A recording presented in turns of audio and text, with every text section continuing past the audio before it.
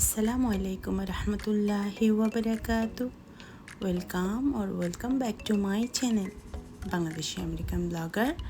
আশা করি সবাই ভালো আছেন, আমিও ভালো আছি আলহামদুলিল্লাহি রাব্বিল আলামিন। আল্লাহ সুবহানাহু ওয়া তাআলা 12টি জিনিসকে লুকিয়ে রেখেছেন 12টি স্থানে। আল্লাহ তাআলা বলেন, আমি বহু মূল্যবান জিনিস মানুষের চোখের সামনে রেখেছি, কিন্তু মানুষ সেগুলো খোঁজে ভুল পথে, ভুল জায়গায়। আমি দ্বীন ইসলামকে রেখেছি ক্ষুধা, দারিদ্র ও ধৈর্যের ভেতরে, কিন্তু মানুষ তা খোঁজে অদূর করতে ও দুনিয়ার আরাম আয়েশে।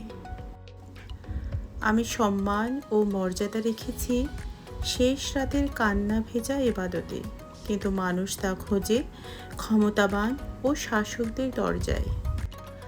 আমি প্রকৃত সুখ স্বাচ্ছন্দ্য রেখেছি জান্নাতে, কিন্তু মানুষ তা খোঁজে ক্ষণস্থায়ী দুনিয়াতে। আমি বড়ত্ব ও উচ্চতা রেখেছি বিনয় ও নম্রতায়, কিন্তু মানবজাতি তা খোঁজে অহংকার ও আত্মগর্বে।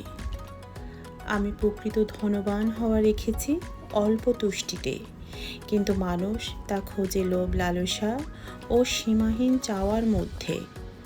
আমি দোয়া কবুল হওয়ার রহস্য রেখেছি হালাল উপার্জনে, কিন্তু মানুষ তা খোঁজে হারাম রোজগারের মধ্যে।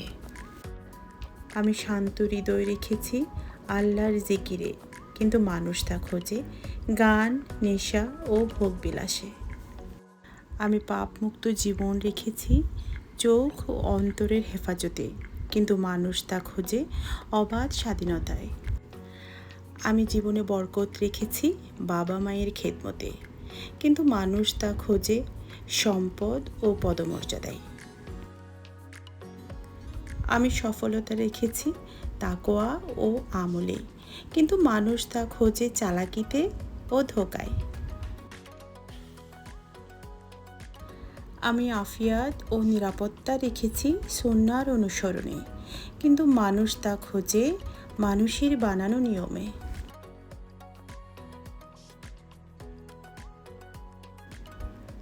আজকের ব্লগ এ পর্যন্তই।